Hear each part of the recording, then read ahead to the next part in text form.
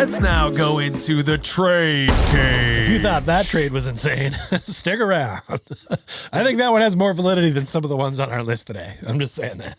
That's nonsense. Jalen Suggs played football. Okay, that's true. That's true. Russell Wilson never played basketball, though. He played baseball. He played baseball, though. He's an athlete. He's an athlete. You're You right. can figure it out. All right, so we're going to go into the trade cage speculation, Pisha's favorite place. Before we get into specific players or potential trades that you all have been sharing out there and our patrons have been sharing on the Patreon, just like to have kind of a more general trade deadline conversation, Pish. I'd like to pick your brain on what you're feeling here as we move into the trade deadline. For me, I don't think there's going to be much of anything, right? Because we look at John Hammond's record, and to a certain extent, Jeff Weltman, and these are patient guys. Yep. They're not going out there and trying to make slam dunk, stupid Rob Hennigan moves, trading Serge Ibaka for Domantas Sabonis and Victor Oladipo. That's not happening here. And I think I'm letting my excitement for this team get ahead of myself with how much potential and excitement I have for, Franz and Paulo and Fultz and WCJ and that core and even some of the other guys coming along. Mm-hmm. I think I'm getting a little bit ahead of myself in thinking that we're trying to compete right now. I want us to win right now, and maybe some of you feel the same way because we've been in these losing years for so long, and we finally have a little taste, and we're like, let's get some people to put next to Paulo and Franz. It hasn't been that long since you've been in the playoffs. With the COVID-shortened season, you're in the playoffs. I know. But there's some time here, right? And I think the bigger danger is shooting your load before the party. All right, you don't want to make the move before your team is ready for it. Yeah. And I think that John Hammond and Jeff Weltman are the perfect guys because, as I said, they're not going to do that. Just a couple big markers. I don't know if that's the word I want. Coming up, though, the big ones that we need to look out for are Franz and Paulo's rookie extensions. Because as I see it, those are the two cornerstone pieces. Yes, I love WCJ. Yes, I love me some Markelle Fultz. Franz and Paulo are the guys. All right. And they're going to be up for max rookie extensions. And unless John Hammond and Jeff Weltman do some unbelievable trickery and magicianship, they're probably going to demand those types of extensions. Because if we don't give it to them, other teams will, you imagine. Mm-hmm. So Franz is coming up for his rookie extension in the 2025-2026 season, and then Paulo would be a year after 26-27. So we've got... Feels like a long ways away. It is, right? It is. And I think that's the point I'm trying to make here is I want to go right now. I want to see this team start taking shape. Yeah. But we've actually got some time. We've got some time to figure things out. We have like a whole Jonathan Isaac rehab. Of time. Away. Yeah, we've got that much time. Yeah. You feel how long that felt, ladies and gentlemen. That's a good analogy, Peach. That's how much time we have. And those max salaries, both of those guys are eligible for max salaries that command 25% of the salary cap. Mm-hmm. So when we sign those guys, that's going to be 50% of our cap. Yep. So in all these trades that we're looking at, I mean, that's assuming that, one of them might take a team-friendly deal to keep this squad running. Maybe Franz, if his brother gets some of that, maybe. But Paulo is going to be a superstar of superstars. People are already elevating him to that level. Sure. Franz, I don't know if I don't know if Franz will have that notoriety amongst the fan bases, but I think general managers are going to be ready to throw the bag at him. Oh, yeah. They're both going to get the bag. No, I'm assuming both of these guys are going into this hypothetical exercise, I'm assuming that both of those guys are going to command max rookie extensions, which would be 25% of our cap. Again, starting in year 26, 27, when both of those guys will have that, that's 50% of your cap. Mm-hmm. So when we look at these hypotheticals, I'm looking for two things, Pish.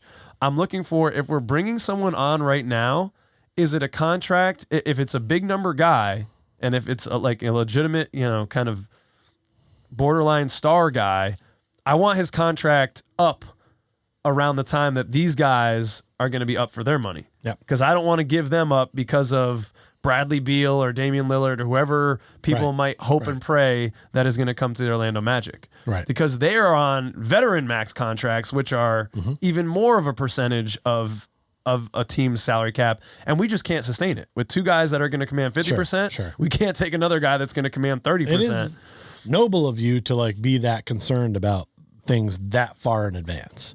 I think that's the lens that we have to look at it through. Well, that's the lens they're looking at it through for sure. But the fans and the reactions and a lot of the trade option people are not taking that into consideration. Well, it's nice that you are. I'm glad trying that you're to. realizing that I'm trying to. You got to measure the expectations. Yeah. But realistically, it is possible to bring in a solid player whose contract ends before this period, or is a guy we can move before that period and still have a good playoff run next season. Right. So anything is potentially on the table because of the length of time before those maxes kick in and take 50% of the roster. Right. There's still a lot of chips to fall before we get to that point. Sure. So. And guys that are already on those extensions that we will talk about in just a moment, their contracts would be up by then. So if you want to go out and get a superstar guy and try it for 2 or 3 years, go for it. You can roll those dice. Yep.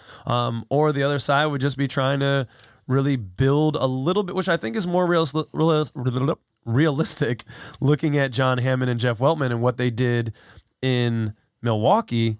It was a slow burn. Yeah. It was like add a piece here, get Chris Middleton when no one really knew who he was. Giannis is coming along. Right. We had Jabari Parker that time, and he was kind of the guy. Remember that when Jabari Parker was the guy on the Bucks? Yep. And then after they went and made their move for Drew Holiday. Right. And that kind of solidified it. Yeah. But that is, I think, 2 years off for us, at least not this year. Giannis had Maybe already next. re-signed his rookie max extension, his rookie extension. Yeah. I don't know if it was a max because Giannis developed a lot more slowly than Paulo. I was going to say, in a way, it's tough to compare that because they basically had Chris Middleton and Giannis become all-star MVP level players over a course of 2 or 3 seasons. Yeah. It's not like they were high draft picks. And they were just guys they just kind of acquired or got with a late draft pick that just emerged. And that's what we've not had in Orlando is, can't we just hit on a second rounder or can we have somebody just catch fire that we pick up by accident on a trade like a bowl? Yeah. You know what I mean?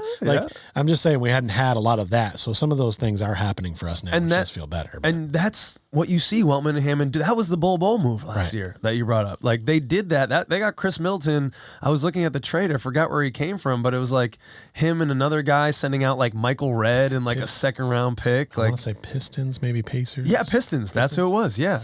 And it's I didn't even know that Chris Middleton was drafted by the Pistons. I bet they're kicking themselves, right?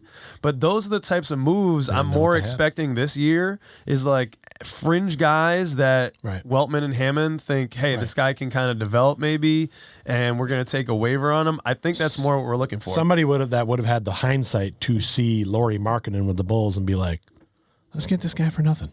Yeah. And then have him be all-star level player. Yeah. So we'll see if that's out there. And then the other thing I'm looking for in these trades is what Yachty brought up over on our Patreon community. He's talking about, the target teams, and he cited an article with The Athletic, teams that are in rough spots, like the Bulls, the Timberwolves, and the Hawks were mentioned in that article. Although I think the ship is righting for the Hawks. They're getting healthy, and I think things are moving in the right direction for them. But I'm looking at other teams like the Pistons, the Hornets, Toronto, who's underperforming, the Phoenix Suns, who are underperforming, Portland, who now finds themselves outside of the playoffs in the West, even though it's super tight there. If they lose a few more games, do they think about blowing it up again? Those are the things that I'm really looking for in these trades.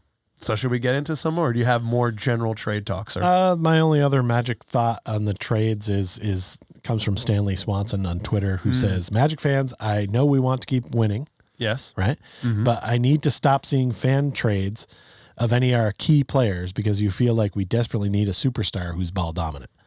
Now, I know you said you haven't seen a lot of ones that include. I've seen ones that include Franz and Wendell. No, you fucking haven't. I have.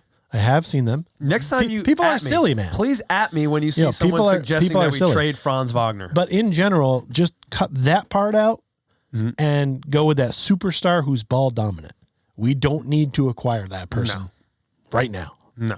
Because we are trying to develop 2 potential megastars who I'd like to have the ball. Yeah. So we don't need somebody else coming in that's like, I know how to do this. Yeah. Get out the way, rookies. No, we don't. You're right. So don't shoot for the moon and ask for these guys.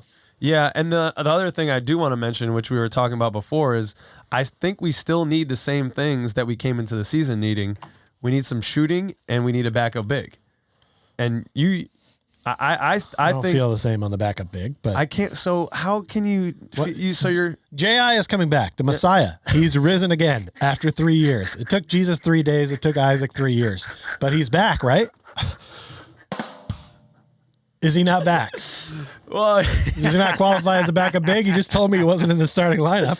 I'm talking about a backup 5, and I don't think Jonathan Isaac is going to be a 5. I know he's playing the 5 with Lakeland, but I don't know. We're seeing that in this league. 5 is not as important as stretch 4. And 5s aren't what they were a decade ago. They're not. There's not a lot of big bruisers, but I think between Isaac, Wendell, Moritz, you like that enough? I like that. Bamba. Well, I'm assuming Bamba's leaving in our trade game.